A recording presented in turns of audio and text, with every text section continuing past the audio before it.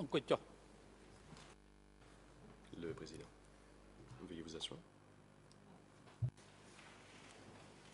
អង្គជំរះប្រកាសបន្តកិច្ចដំណើរការនីតិវិធីសកម្មការហើយជាបន្តនេះមុននឹងជូនវេទិកាទៅ Reprise de l'audience.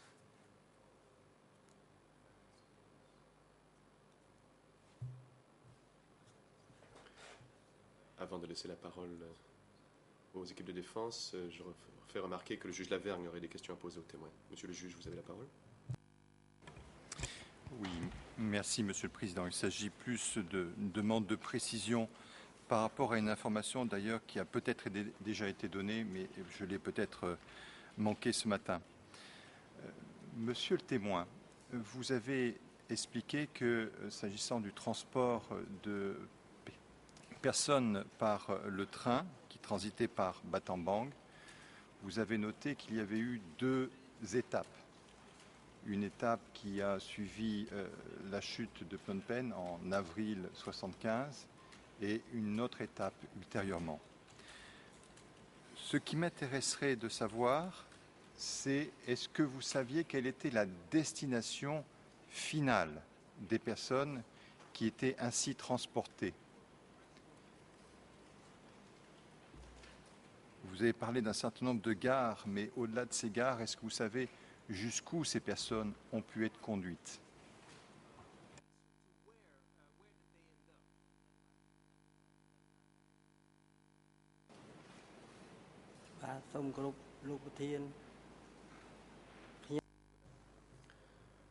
Bonjour, Monsieur le Président.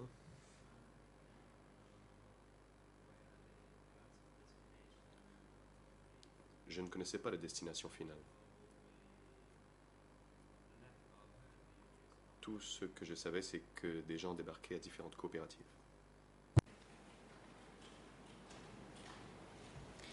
Donc, ce que vous saviez, c'est que ces personnes étaient transportées jusqu'à certaines coopératives, mais sans savoir exactement lesquelles. Est-ce que c'est bien ce que vous nous dites?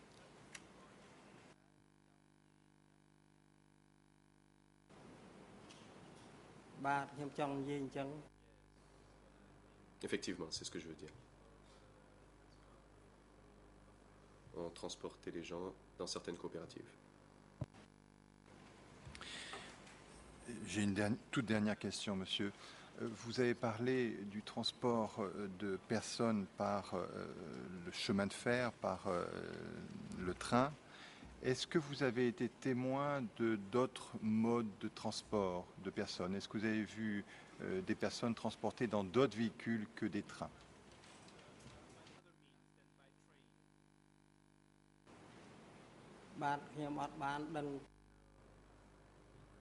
Non.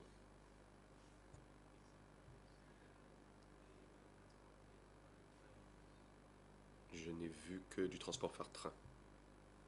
Je vous remercie beaucoup, monsieur le témoin. Je n'ai pas d'autres questions à poser à monsieur Sok.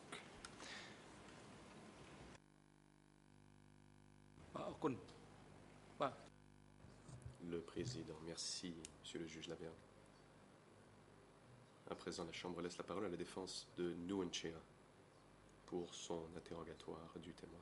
Vous avez la parole.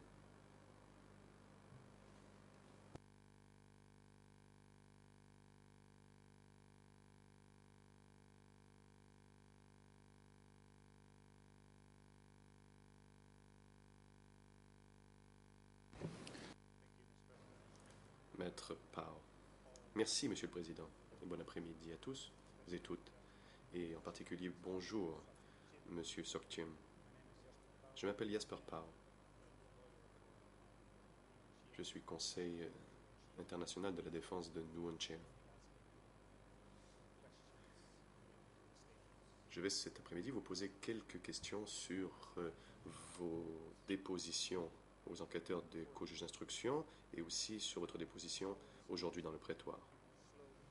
Je vais, comme toujours, parler lentement pour le bénéfice des interprètes. Si toutefois quelque chose n'est pas clair pour vous, je vous en prie, demandez-moi de répéter ou de préciser.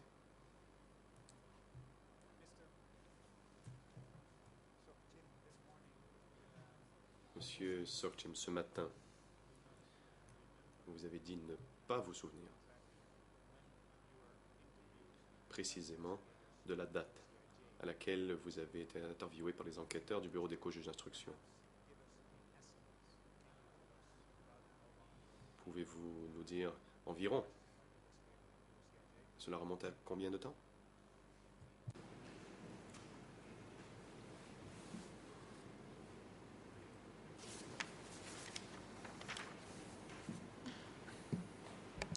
Mr. President, I see that the witness is looking at his statement, but I'm asking... Je demande au témoin de se souvenir. Pourrait-on demander au témoin de ne pas lire sa déposition et de répondre simplement sur la base de ses souvenirs?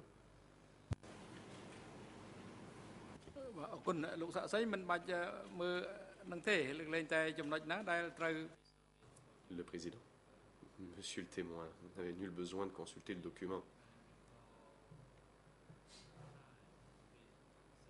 Si vous vous en souvenez, dites-le. Si vous ne vous en souvenez pas, veuillez le dire également. Le témoin. Je ne m'en souviens pas.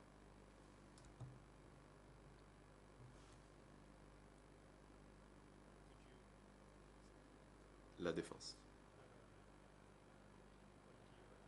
Pouvez-vous nous dire si, d'après vos souvenirs, c'était il y a 1 an, il y a 2 ans, ou 3, ou 4, ou 5?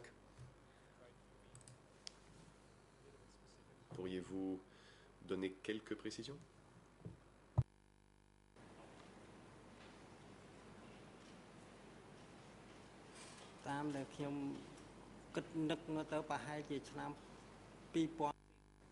Réponse.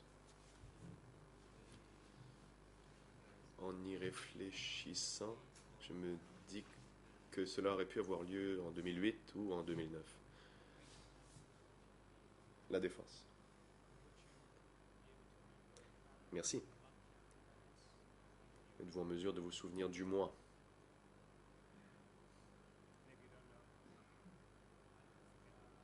Si la réponse est non, vous n'avez qu'à le dire.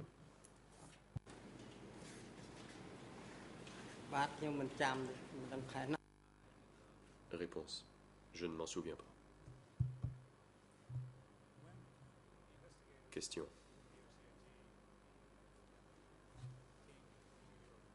Lorsque les enquêteurs du bureau des co-juges d'instruction sont venus dans votre village, vous ont-ils expliqué pourquoi ils voulaient s'entretenir avec vous?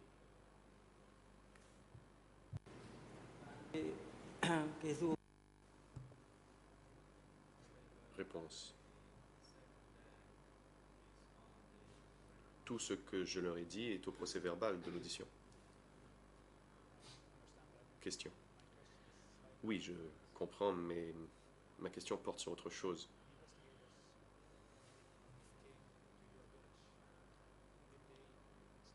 Lorsque les enquêteurs sont venus dans votre village, vous ont-ils expliqué pourquoi ils voulaient parler avec vous?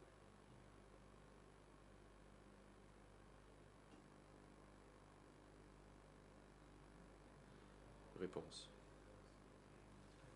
Je ne me souviens pas de quoi ils parlaient à l'époque. Question.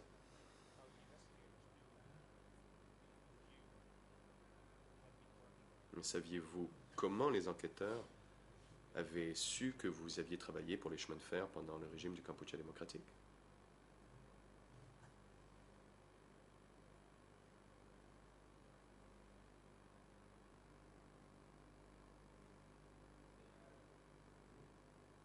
Réponse. Ils sont venus chez moi et m'ont posé des questions.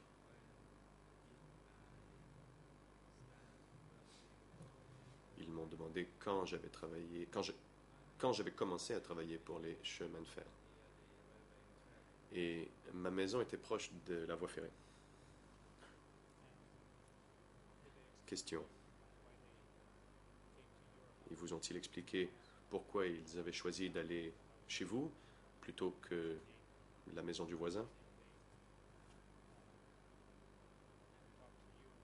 Comment savaient-ils qu'ils pouvaient venir vous poser des questions à propos des chemins de fer sous le Kampuchea démocratique?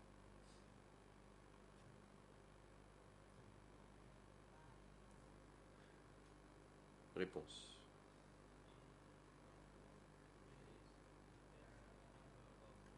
Dans mon village, il y a plusieurs anciens cheminots. Ils sont venus me voir, ils m'ont posé des questions et m'ont dit qu'ils venaient des CETC.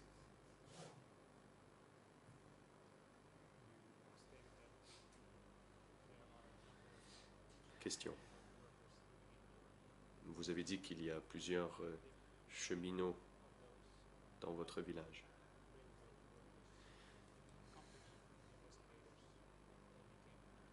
Mais lorsque les enquêteurs sont venus vous parler, étaient-ils accompagnés de certains de ces cheminots de votre village?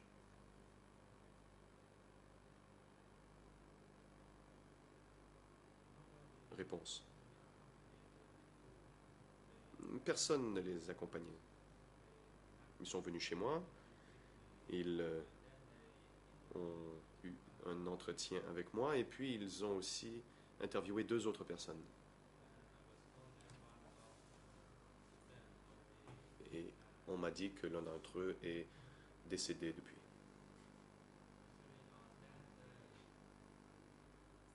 En fait, 3 d'entre nous avons été interviewés ce jour-là. Et nous étions tous d'anciens employés des chemins de fer.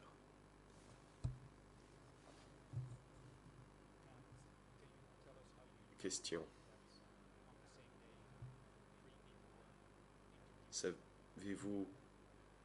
Comment saviez-vous que 2 autres personnes avaient été interviewées par les enquêteurs ce jour-là?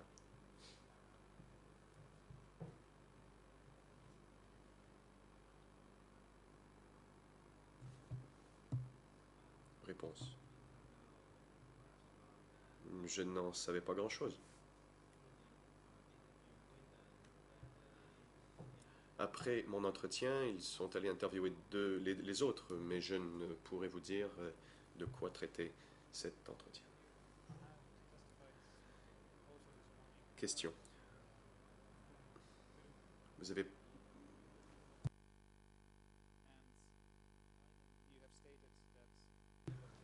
avez parlé ce matin de Pum Prum et vous avez dit qu'il était responsable du travail technique. Sous le Kampuchea démocratique, avez-vous travaillé avec lui étroitement?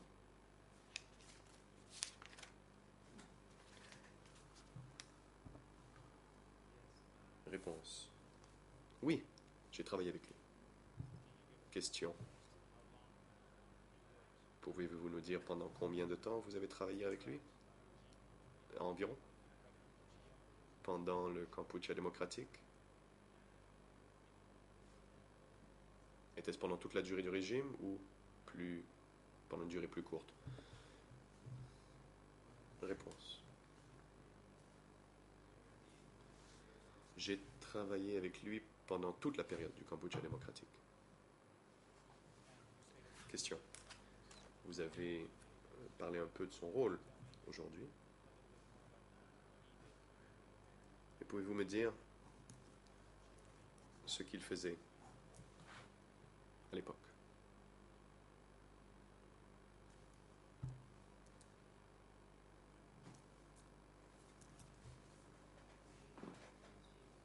Réponse. Il était le chef de la section technique, spécialisée en route, en pont et en bâtiment. Il travaillait au sein de son propre groupe, mais assurait la supervision des aspects techniques du groupe. Donc, comme je l'ai dit, il était spécialisé en œuvres publiques, enfin en pont, route et bâtiment. Question. Merci de cette réponse. Et êtes-vous en contact avec lui aujourd'hui? Est-ce que vous vous rencontrez à l'occasion?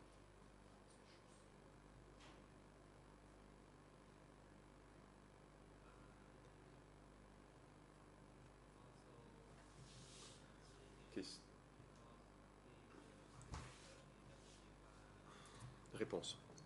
Il est mon voisin, il n'habite pas bien loin de chez moi et lui aussi est à la retraite.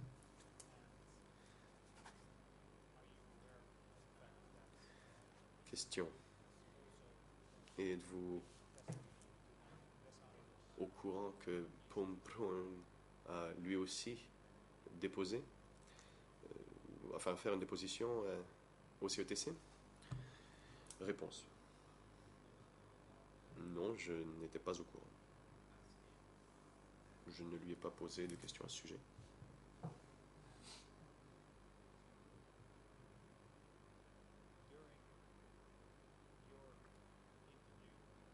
Question.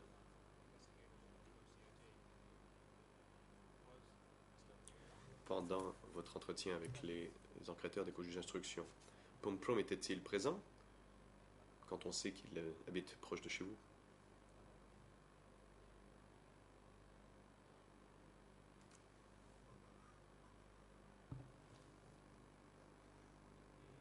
Réponse. Il était à l'extérieur. Il n'était pas avec le groupe d'intervieweurs. Question. Mais comment saviez-vous qu'il était à l'extérieur? L'avez-vous vu? Ou vous attendiez qu'il était dehors? Pouvez-vous nous expliquer comment vous le saviez?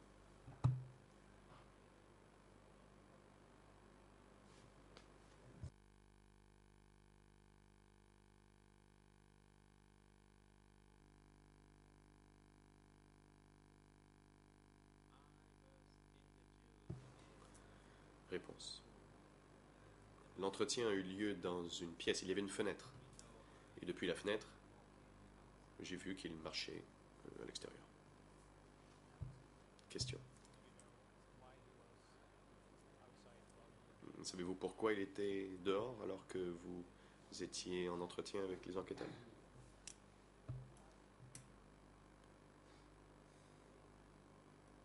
Réponse. Bon, je ne savais pas vraiment. Peut-être discutait-il avec les voisins? Question. D'après le résumé de l'entretien avec Om Prung, il leur a parlé officieusement. Autrement dit, les enquêteurs des CETC ont parlé avec lui sans enregistrer la conversation. Et la référence, Monsieur le Président, est le document D 232/74 en anglais ERN 00 42 23 55 et en khmer le RN est la suivante 00 41 44 80. Et on peut retrouver cela à la question 60. C'est l'enquêteur lui-même qui indique qu'il a eu des contacts officieux avec cette personne. Monsieur Sokchin, vous avez eu l'entretien avec le même jour que Monsieur Omprun avec le même enquêteur et cela s'est passé dans le même village.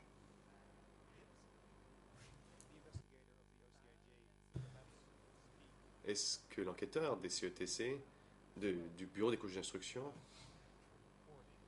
a parlé avec vous sans enregistrer la conversation également? Ou a-t-on enregistré cet entretien avec vous?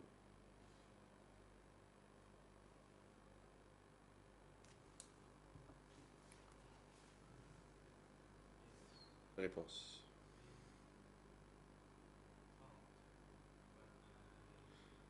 Oui, nous avons discuté. Mais je ne me souviens pas des thèmes. Je ne me souviens pas de quoi nous avons parlé. Question.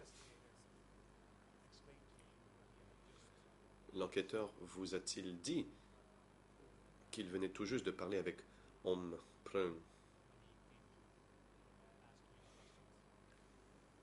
quand il a commencé l'entretien avec vous? Le président. Monsieur le juge Lavergne, vous avez la parole. Oui, j'aimerais bien que Maître Pau nous explique les raisons d'une telle affirmation.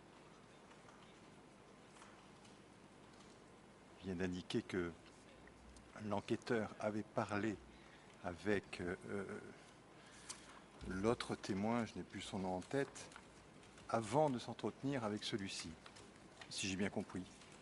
Quel est le fondement d'une telle affirmation?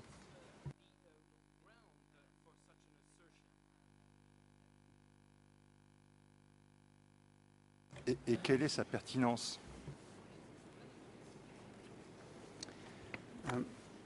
Thank you, Judge Lavergne, for Maître Pau.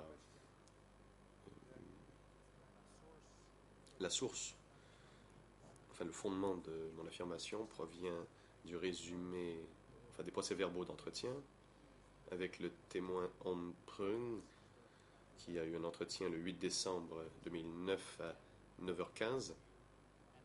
Et cet entretien a pris fin à 14h30 le même jour.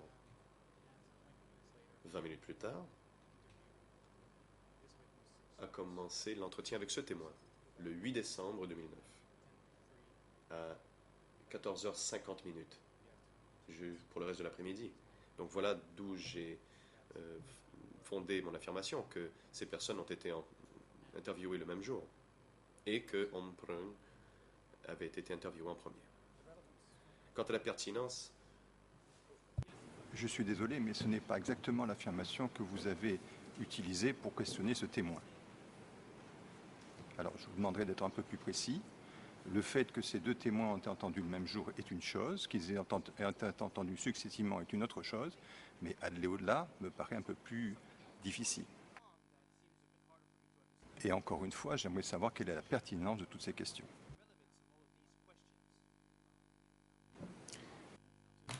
Maître Pau, pour être certain d'avoir bien compris, monsieur le juge, quelle affirmation ai-je faite de sorte à pouvoir bien répondre de façon intelligible à votre question? Alors, je n'ai pas le transcript sous les yeux, mais c'est peut-être aussi un problème de traduction. Mais il m'a semblé avoir compris que vous aviez indiqué à ce témoin que l'interrogateur lui avait fait état de ce qu'il venait d'interroger l'autre témoin avant de procéder à son interrogatoire. Alors, je ne sais pas si ce n'est pas le cas, au moins que j'ai mal compris, mais peut-être vous pouvez clarifier cette question. yeah, then I think Maître Pau, non, nous semblons bien nous comprendre. Je n'ai pas affirmé que l'enquêteur avait dit à ce témoin qu'il venait de parler à l'autre témoin le matin. Ma question était à savoir si l'enquêteur, justement, lui avait dit qu'il avait eu un entretien avec le témoin avant. Et c'est bien entendu pertinent si l'on veut connaître les sources de connaissance du témoin. Donc, je n'ai pas voulu affirmer que l'enquêteur lui avait dit.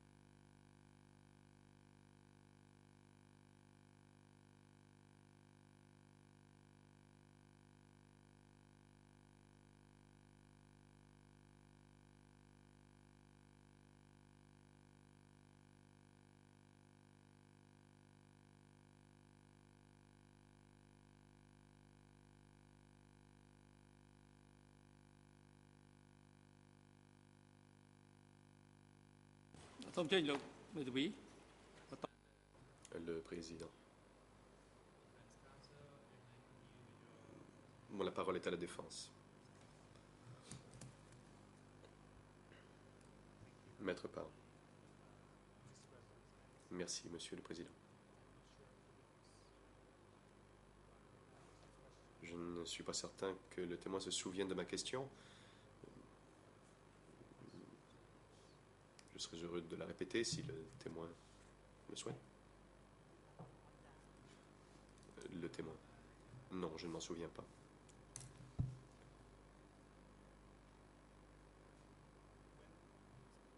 Maître Parr.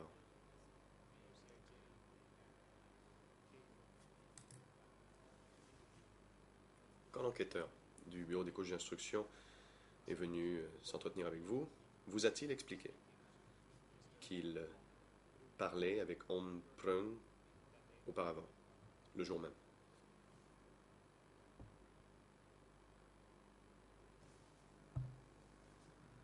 Réponse. Je ne m'en souviens pas. Question.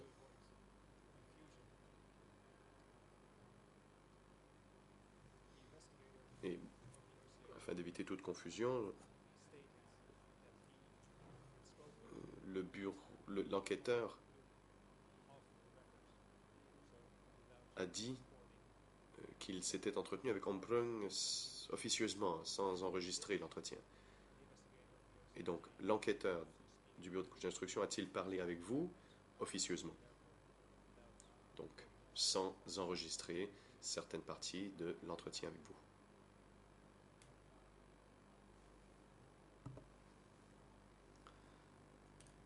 Réponse.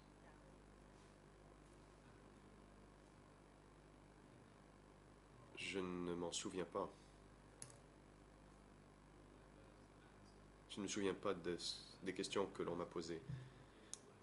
Mais par la suite, l'équipe a demandé à s'entretenir avec moi. Le président. Merci, monsieur le témoin. L'accusation a-t-elle quelque chose à dire? Le procureur. Eh bien, nous allions nous opposer à la question, mais comme le témoin vient de répondre, c'est un peu peine perdue.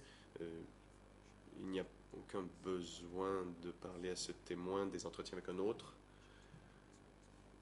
Entretien pendant lequel ce témoin n'était pas présent.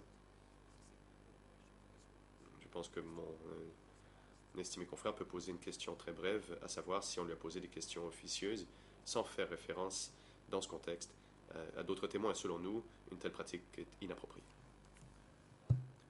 Maître Parr. Monsieur le Président, dans des circonstances normales, je serais tout à fait d'accord avec le procureur. Mais dans ce cas-ci,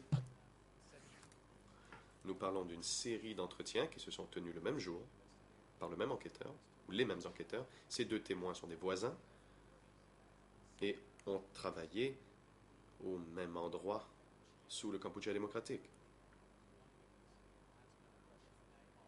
Il semblerait qu'un des témoins ait eu un entretien officieux. Ce n'est pas la défense qui l'affirme, c'est l'enquêteur lui-même qui l'a écrit dans le procès verbal. Il y a donc raison, au moins, d'explorer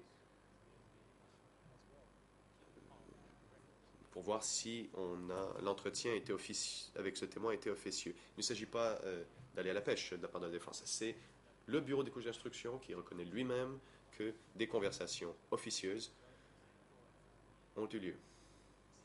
Nous sommes d'avis que cela justifie au moins de vérifier quelles sont les sources des connaissances du témoin, mais bien entendu, je m'en remets à la Chambre.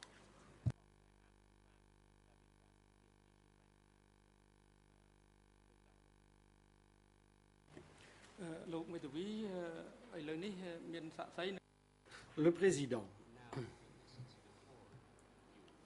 Bien, mais vous avez le témoin devant vous à présent. Et ce témoin a indiqué clairement qu'il essayait de se souvenir de cette expérience et de ce qu'il en avait retiré. Et c'est la raison pour laquelle il témoigne aujourd'hui. La Chambre désire également vous rappeler la règle 76.7 qui doit être prise en compte, ainsi que la règle 76.7 qui stipule qu'à moins qu'il y ait possibilité de recours, aucune unité de la procédure ne peut plus être invoquée devant la Chambre de première instance ou la Chambre de la Cour suprême.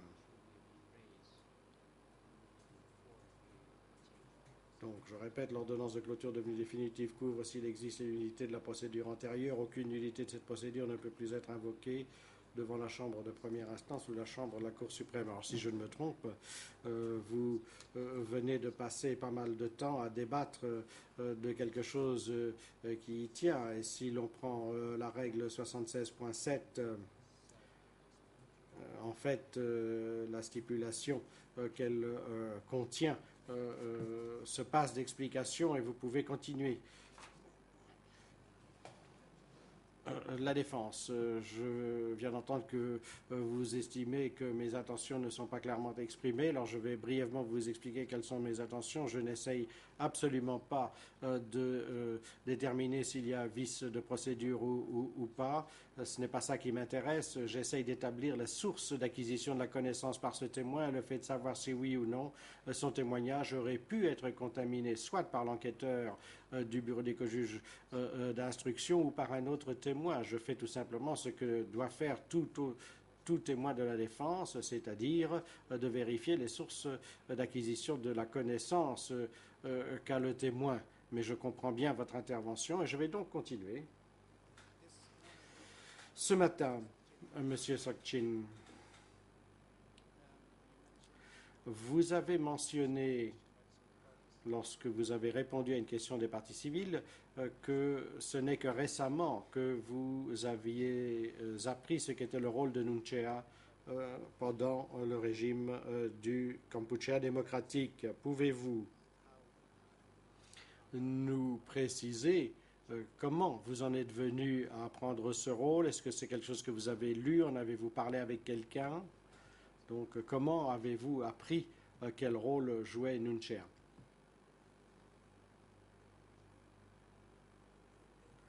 Réponse.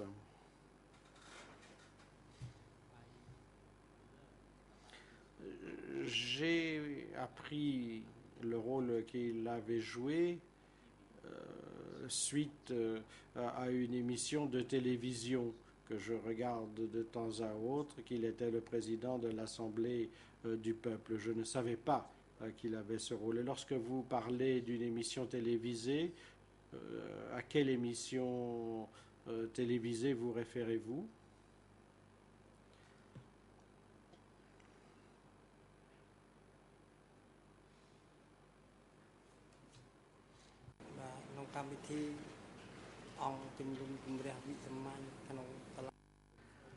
Je me réfère à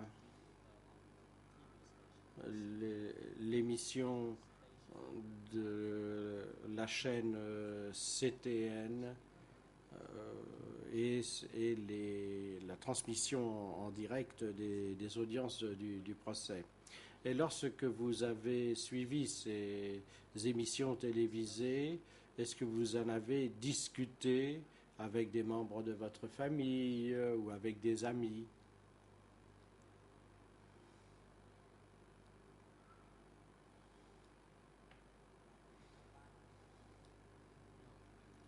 Réponse non. Non, j'ai simplement regardé l'émission pour moi-même et par moi-même. Question. Depuis 1979, avez-vous discuté avec les membres de votre famille des événements qui se sont produits pendant le régime du Kampuchea démocratique?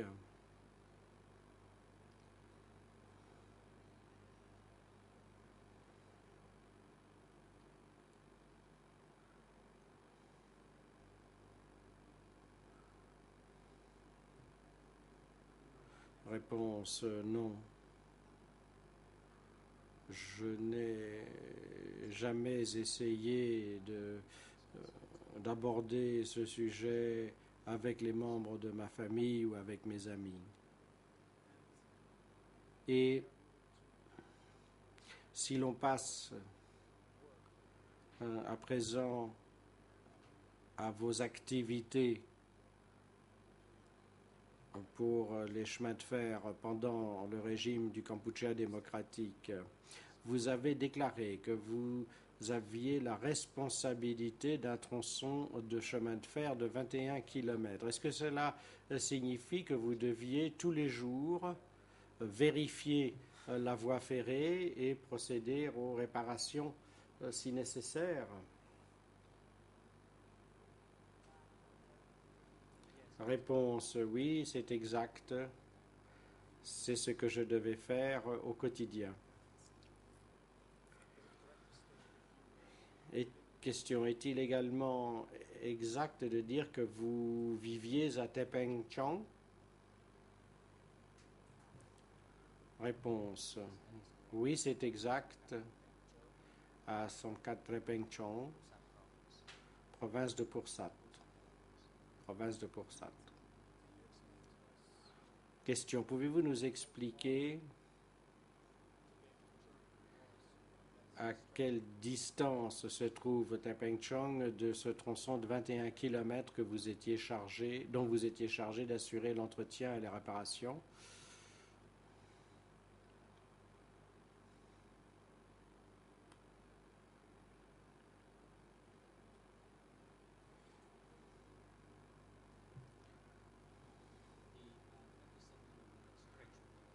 Ce tronçon de 26 km était à l'intérieur de la province de Pursat, commençait à Klamung, à la route de Klamung, et se poursuivait jusqu'à la voie ferrée de Bang Na. Question, et comment est-ce que vous vous déplaciez vers votre lieu de travail le matin? Est-ce que le chemin de fer passait près de votre commune, ou est-ce que vous deviez vous déplacer en voiture ou à pied ou par un quelconque autre moyen de transport? Réponse. En ce qui concerne l'activité technique portant sur la voie ferrée, dans mon 104, donc ma commune, il y avait un camion qui transportait les travailleurs et le personnel.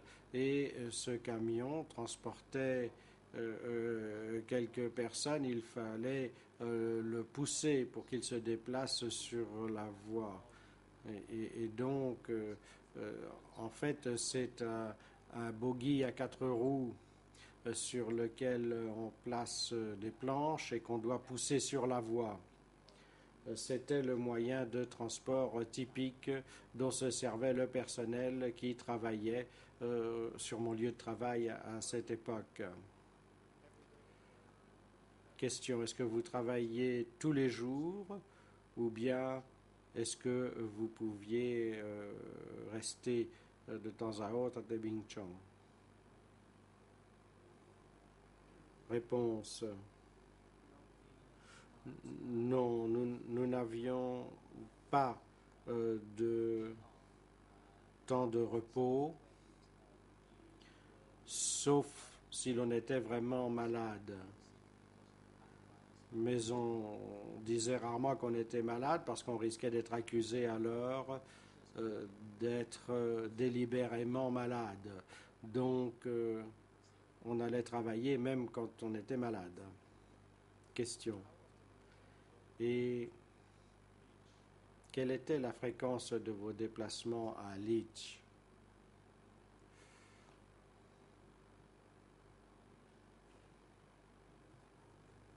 Réponse.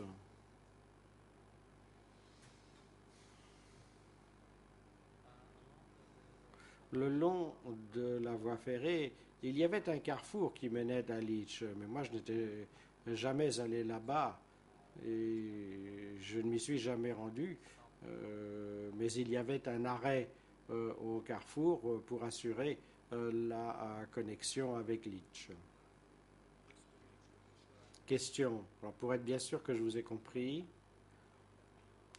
je vais reposer la question d'une manière un peu différente. Pendant le régime du Kampuchéa démocratique,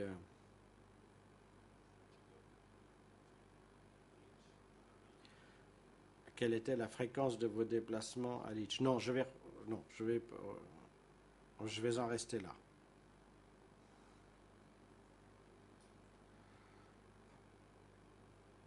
Réponse. Pendant la période du Kampuchea démocratique, je ne me suis jamais rendu à Lich.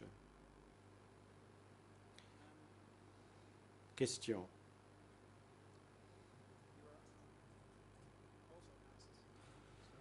Ce matin, on vous a aussi posé la question suivante, que je paraphrase parce que je n'ai pas accès au transcript ou au procès-verbal.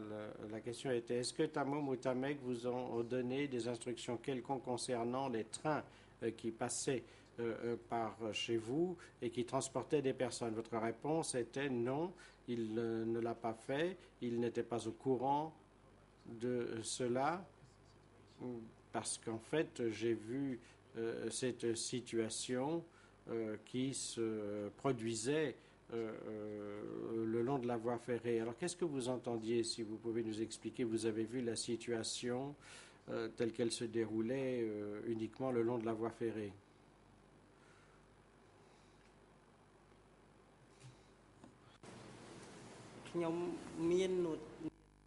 Réponse. Mon rôle consistait à réparer la voie ferrée. Et pour ce qui est des marchandises ou des articles transportés, je ne savais pas à qui tout cela appartenait. Tout ce que je savais, c'est qu'il y avait des articles et des personnes qui étaient transportés par chemin de fer. Et au long de la voie ferrée, il y avait un carrefour qui menait à Lich. Question. Vous venez de parler d'articles qui étaient transportés par le chemin de fer, par voie de chemin de fer. Pouvez-vous nous dire de quoi il s'agissait? Qu'est-ce qui était transporté par chemin de fer?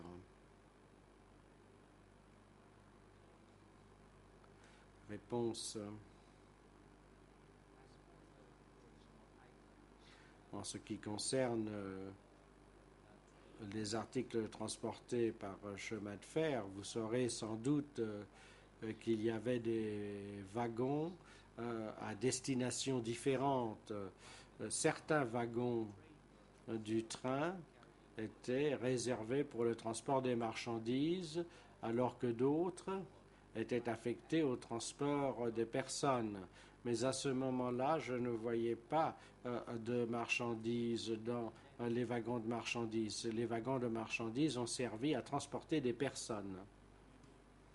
Question. Peut-être ai-je mal compris votre réponse antérieure. Moi, j'avais cru comprendre que vous nous aviez dit que ces trains transportaient des marchandises ainsi que des personnes. Est-ce que vous avez effectivement dit cela tout à l'heure, il y a un instant?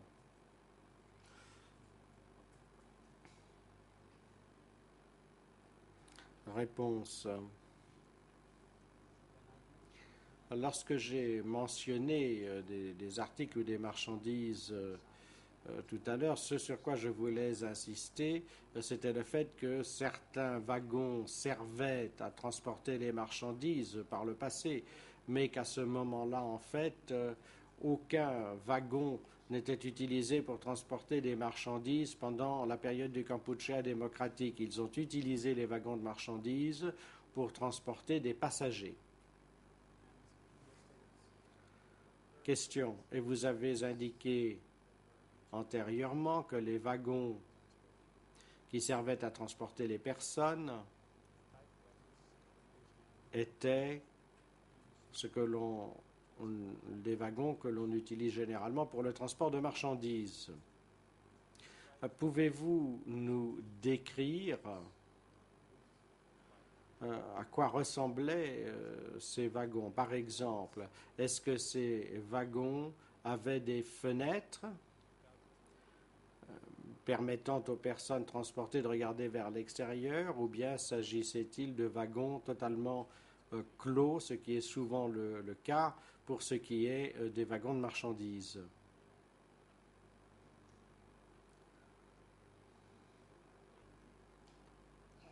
Réponse. Ces wagons ressemblaient à des petites pièces cubiques d'à peu près 4 mètres de largeur et 16 mètres de longueur. Et il n'y avait que 4 ouvertures. Question. Est-ce que ces wagons étaient équipés de fenêtres? Réponse. Les wagons n'avaient pas de fenêtres. Question. Et vous avez dit qu'il y avait 4 ouvertures. Pouvez-vous nous préciser ce que vous entendez par ouverture? Gateways en anglais, portail.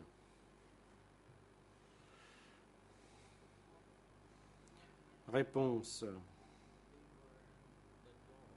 Il s'agissait des portes, en fait. Et lorsque l'on voulait faire embarquer des personnes, il fallait qu'ils passent par des portes. Par le passé, ces wagons étaient destinés au transport de marchandises et on chargeait les marchandises par ces portes. Mais pendant le Kampuchea démocratique, on a fait monter les gens dans le train par ces portes. Question. Une fois les personnes dans le train, est-ce que les portes étaient fermées ou bien est-ce qu'elles restaient ouvertes?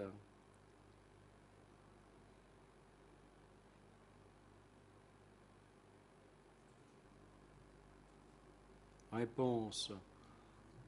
Non, les portes restaient ouvertes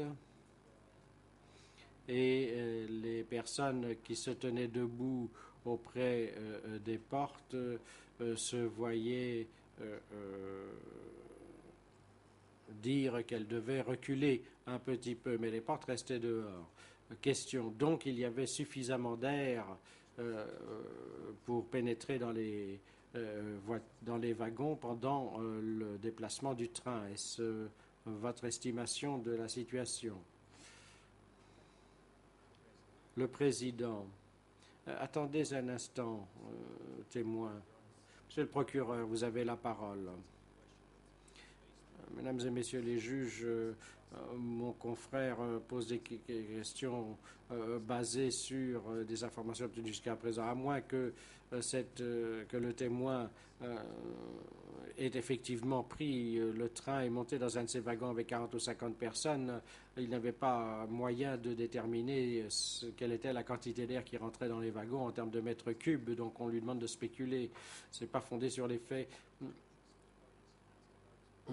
La défense, mais je n'ai entendu personne protester lorsque l'avocat des parties civiles a demandé si le train était exposé au soleil. Je crois que si le témoin a vu les trains, il devrait pouvoir répondre à la question de savoir s'il y avait suffisamment de ventilation dans ces trains pour les passagers. Le président. L'objection et le fondement de l'objection soulevée par l'accusation est accepté. Le témoin n'a pas à répondre à cette question. Question. Monsieur le témoin, lorsque vous avez vu ces trains qui circulaient, d'après vous, y avait-il suffisamment de ventilation pour les passagers de ces trains?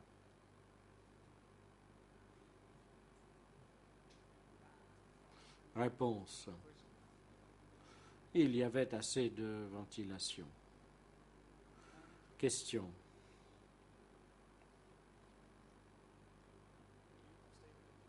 Vous avez déclaré que vous viviez à Sangkatapengchong.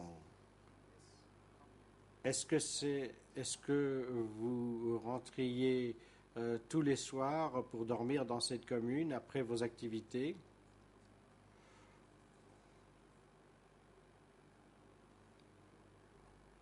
Réponse.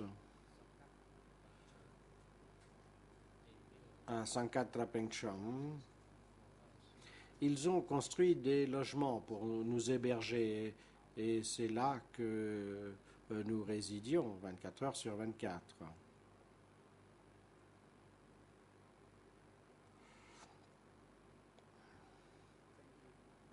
Question, je vous remercie.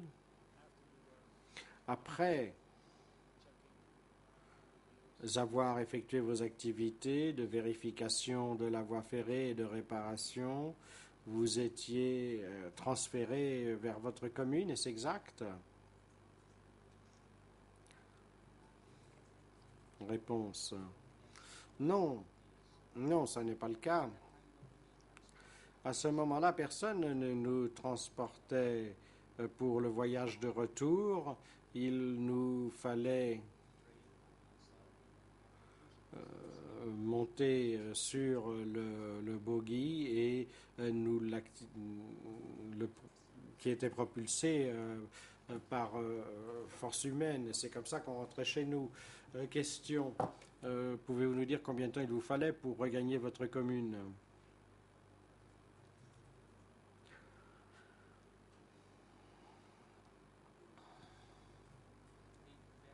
Réponse, ça dépendait.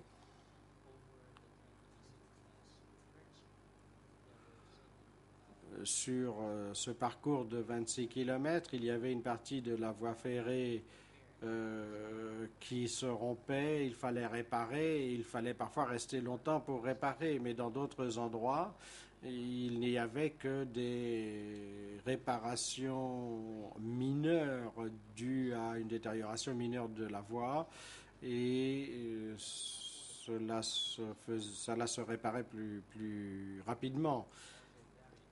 Et donc le temps de transfert était différent d'un jour à l'autre. Comme nous propulsions à force d'homme, parfois s'il nous restait beaucoup d'énergie, on pouvait aller plus vite que d'autres jours. Question. Oui, je suis certain que vous avez déjà expliqué ce que je vais vous demander, mais pour me permettre de bien comprendre les choses, la commune, votre commune de résidence longeait la voie ferrée.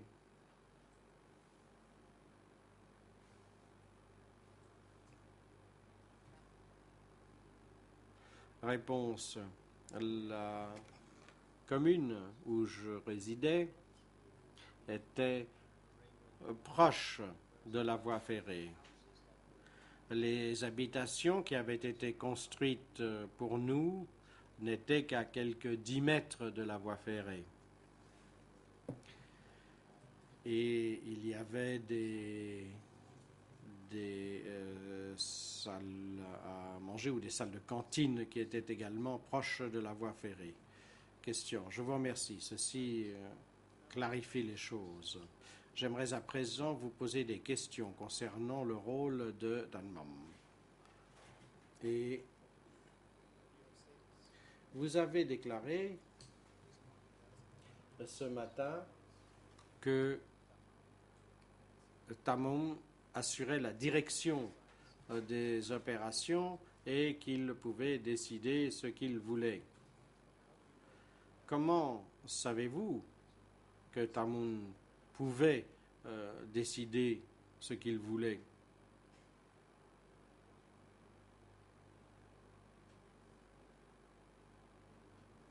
Réponse. Je ne savais pas comment les décisions étaient prises, mais au niveau du travail quotidien, nous devions exécuter ce qu'il nous disait de faire au jour le jour. Quant à savoir comment la décision a été prise, comment cela se faisait, moi je n'en savais rien, mais nous devions faire ce qu'il nous disait de faire. Sinon, nous aurions été accusés de manque de respect pour la politique du parti de l'Ankar. Réponse. Peut-on dès lors conclure que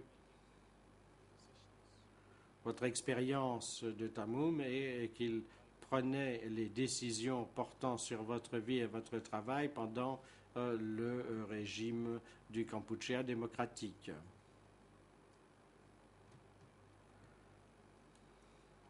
Réponse. Oui, c'est exact. Et question, vous avez également déclaré que Tamoun devait faire un rapport à l'unité des chemins de fer de Phnom Penh. Pouvez-vous nous expliquer comment vous saviez que Tamoum, en fait, devait faire rapport à l'unité des chemins de fer de Phnom Penh? Avez-vous jamais été le témoin de Tamoum faisant rapport à l'unité des chemins de fer de Phnom Penh, par exemple? Réponse. Je l'ai vu se rendre à Phnom Penh par train spécial. Et à son retour, il organisait une réunion. Et lors de cette réunion, en général, il indiquait quelle serait l'orientation du travail pour mes collègues. Question. Vous avez également déclaré que les trains qui passaient par là étaient en fait sous le commandement de l'unité des chemins de fer de Phnom Penh. Comment saviez-vous que ces trains étaient placés sous le commandement de l'unité des chemins de fer de Phnom Penh?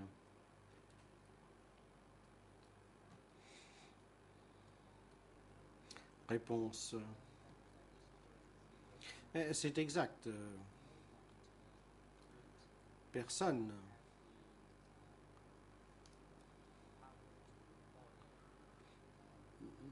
n'avait le pouvoir de donner des ordres. Nous étions à un niveau infranational et personne au niveau infranational aurait eu l'autorité de déterminer qu'un train doive se rendre à tel ou tel endroit pour aller y charger des passagers. Donc, ça ne pouvait être personne d'autre que des gens basés à Phnom Penh qui auraient émis de tels ordres. Question. Et avez-vous jamais vu des ordres de ce type, des documents écrits émanant de Phnom Penh régissant le mouvement des trains?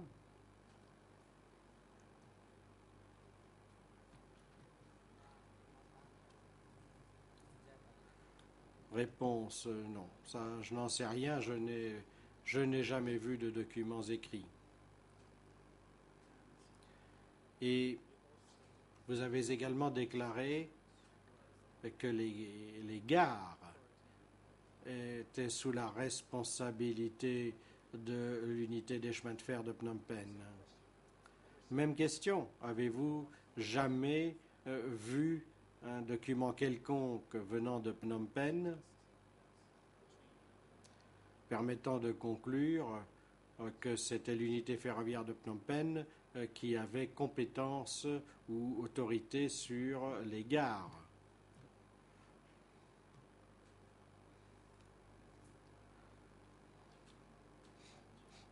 Réponse. Pendant le régime,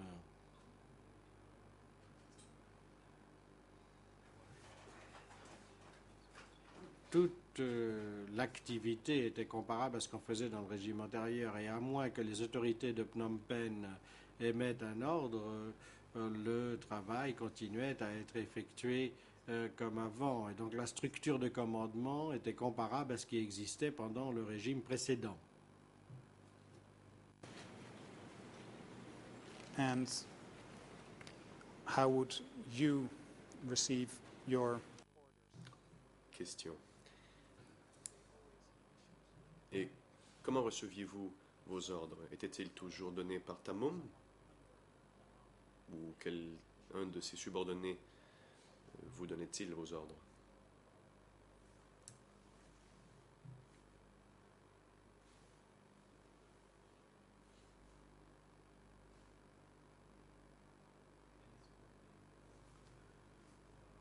Réponse. Pour ce qui est du travail que j'ai fait tout au long de chemin de fer de 21 km, tout était fait selon les instructions de Tamoum. Question. dites que tout a été fait selon les instructions de Tammum afin d'être certain, eh bien clair. Cela signifie-t-il que Tammum vous a lui-même donné les ordres directement? Ou y avait-il quelqu'un sous ses ordres à lui qui avait relayé les instructions?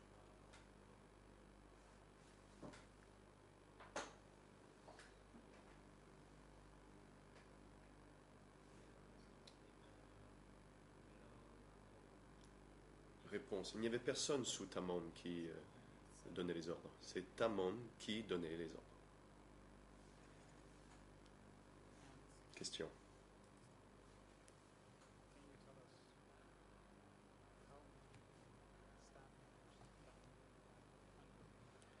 Et pouvez-vous nous dire combien de personnes étaient sous Tammum, plus ou moins?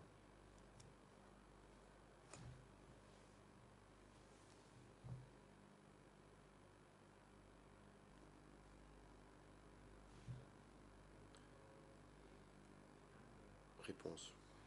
Je ne me souviens pas du nombre. Sous Tammum.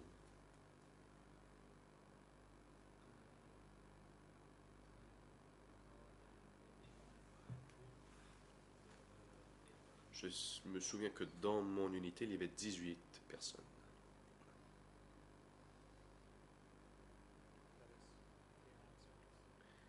Maître par. Oui, bon, c'est une réponse claire. Monsieur le Président, j'ai presque terminé mon interrogatoire.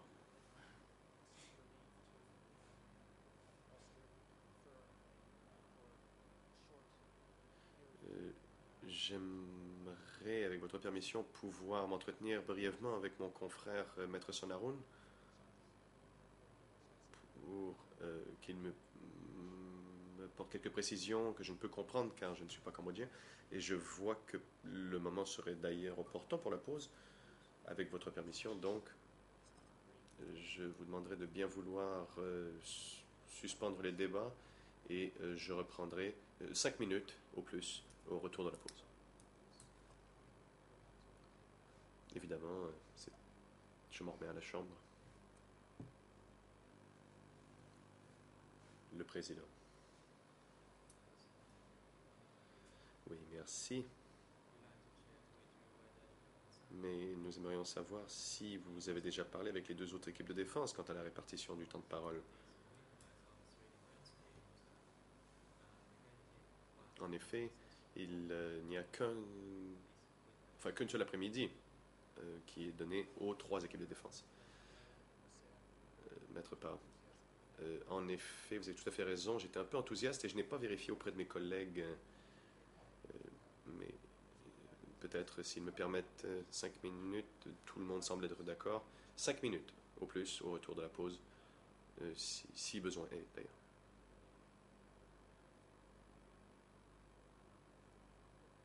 Le Président. Oui, merci. Maître Angoudom, vous avez la parole.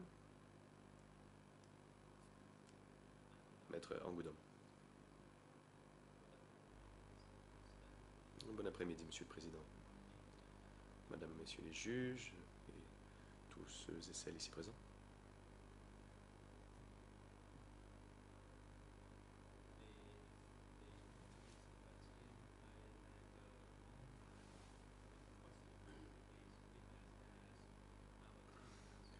Notre équipe n'a pas de questions à poser et c'est pourquoi on peut accorder plus de temps à l'équipe de défense du Nuanchia.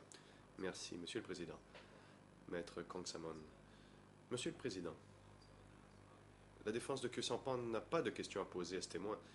Et donc, la défense de Nuanchia pourra aussi utiliser notre temps de parole. Le Président. Merci beaucoup pour ces renseignements et d'ailleurs, le moment est venu de marquer la pause de l'après-midi.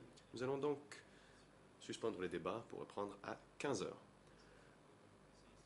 Huissier d'audience, veuillez apporter votre soutien aux témoins pendant la pause et vous assurer qu'ils soient de retour au prétoire avant 15 heures. សូមក្រោកឈរ